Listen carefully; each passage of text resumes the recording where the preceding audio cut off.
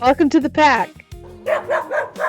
Hello, everyone, and welcome to a landmark deep dive edition of History Hounds and Happy Campers.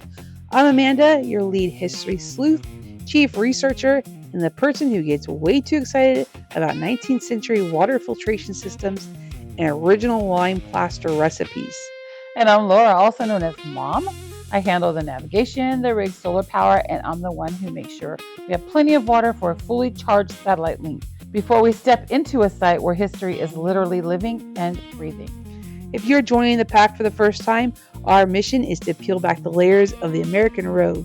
We travel in our RV, documenting the happy camper side of life, finding the best campsites and managing our lithium batteries, and the History Hound side, uncovering the human stories that built California. We're coming to you from our base in California, but our tires are always pointed towards the hidden gems of the El Camino Real. And we're having a major update on our soul of our crew, Lua. Our Great Pyrenees Lua is a white cloud of pure guardian energy. She's tall enough to rest her chin on the rig's dashboard, and she's recently discovered that the cool, damp fog of the Lompoc Valley is her absolute favorite environment for a nap. Today, we're bringing you a massive exploration of La Purísima Mission State Historic Park, located in Lompoc. It is not just a church, it is a 2,000-acre living history preserve that shows exactly what mission life was like in the early 1800s. Before we cross that bridge into the past, do us a huge favor, hit that like button and follow our channel. We're building a community of explorers, and your support is what keeps the rig rolling toward the next historical mystery. Now let's go check out the history. The first founding, 1787 to 1812. To understand La Purísima, you have to know why there were actually two missions. The first one, founded on December 8, 1787, by Father Firmo Lucian, was located in what is now the city of Lompoc at Mission Vieja.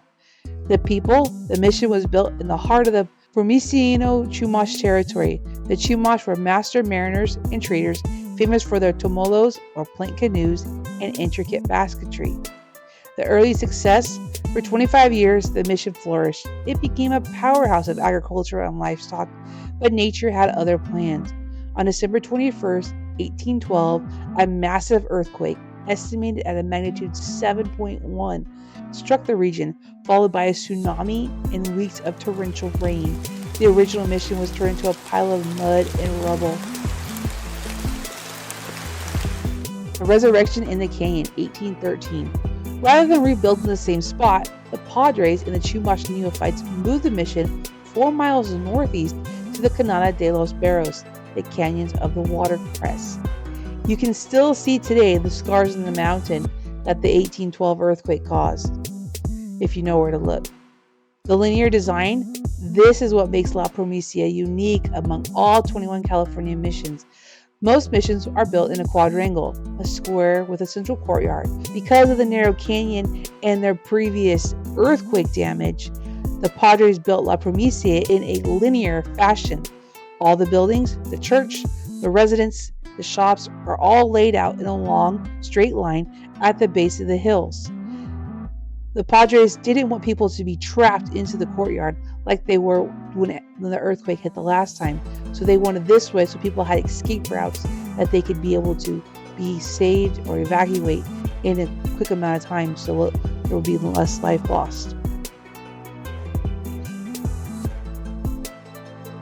Life as a Spanish company town. At its peak, La Purísima was a self-sustaining city. It wasn't just about religion, it was about industry.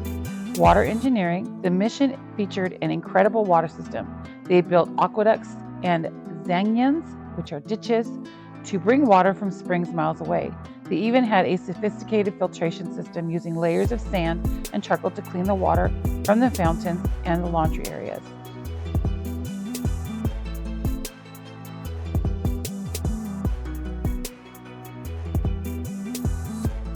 Livestock, by 1821, the mission owned 13,000 head of cattle, 20,000 sheep, and 5,000 horses.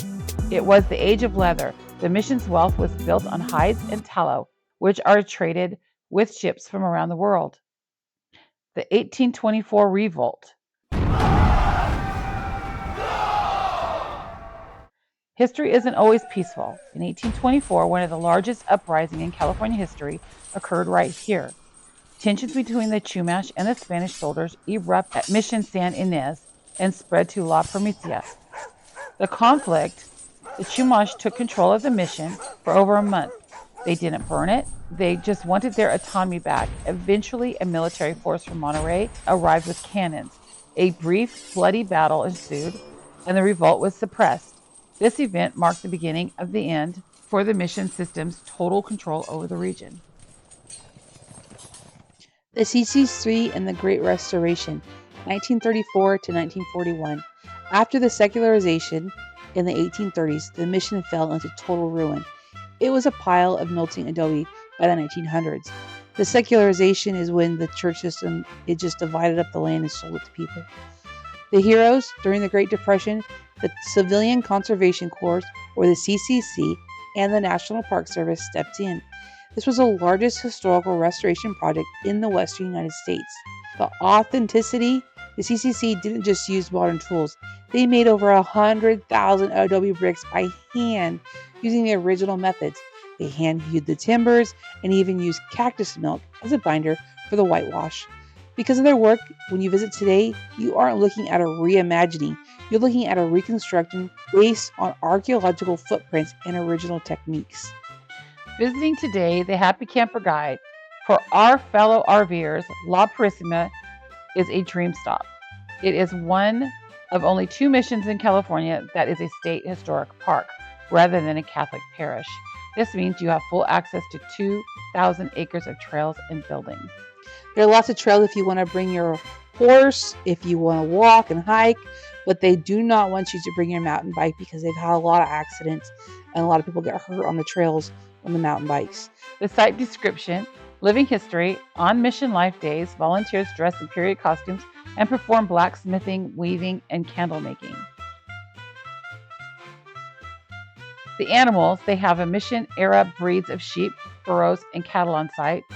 The trails, over 25 miles of hiking and equestrian trails surround the mission. They have a really neat visitor center where it's a California State Park Visitor Center. So there's a ranger on staff and a gift shop that's in the old hospital building. Actually, you're able to ask lots of questions, get a brochure, get a lay of the land, see some artifacts that were discovered there, and take a souvenir home. They also have a passport stamp program that we weren't aware about. That you can get a passport stamp for all of the missions. So that's interesting if you're interested in doing that. The RV logistics, parking. The park has a massive flat parking lot that can accommodate even the largest 45-foot Class A motorhomes. But you will be parking in the dirt.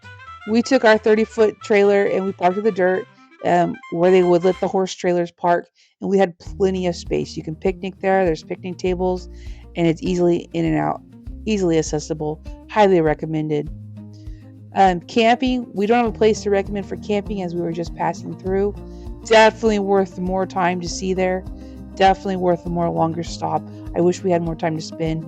Pro tip, bring your own lunch. There's beautiful shaded picnic areas under the oaks where you can enjoy a quiet view of the canyon. They had actually a history tour when we were there, and the docent was very knowledgeable.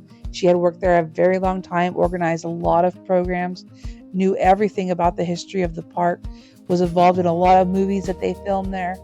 And she was even so impressed by Lua that she let Lua go into the mission.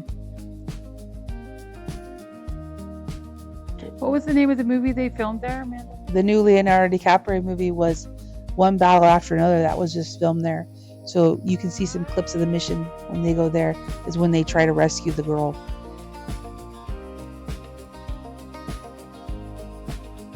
Lua update.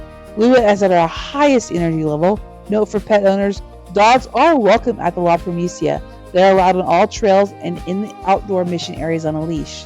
Lua spent her time watching the historic sheep from a distance and loved the sandy trails. She gives the park a 5-tail wag ratings for smells and shade. And like we mentioned before, it was my mom and I went on the tour, and the lady was really impressed with Lua, so she allowed Lua to go into the buildings. And the woman also opened up areas that were closed for self-guided tours, but we were able to see and learn about because we were on the tour group. Definitely try to get on that tour group, which is free. It's free. You can't pass it up. Make sure you spend time for that. It was definitely worth it. It was a long tour. Like, Yeah, it was great. 2 hours, but it was definitely worth it.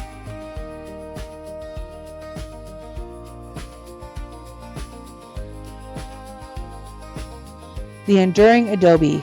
La Purísima is a place that refuses to stay buried. It survived earthquakes, revolts, and decades of neglect to become the most complete mission experience in California. It stands as a testament to the Chumash labor that built it and the CCC effort that saved it. And I have to say, I've been to a lot of California state parks and a lot of state parks in general, and I think this has to be one of my favorite state parks. This is very high up there. Yes, it is. It's a place where the 21st century feels a million miles away. Thank you for joining the pack for this massive deep dive. If you've ever walked the linear halls of La Purísima or seen the blacksmith shop in action, tell us about it in the comments. And please like and follow our History Hounds and Happy Campers. Your support keeps Lua and her favorite snacks and keeps our rig on the road to the next historical treasure. If you're interested in the missions, we'll have one about Santa Barbara coming up, one about San Luis Obispo, one about San Miguel, and one about San Juan Bautista. So make sure to check out for those if you're more interested in California missions.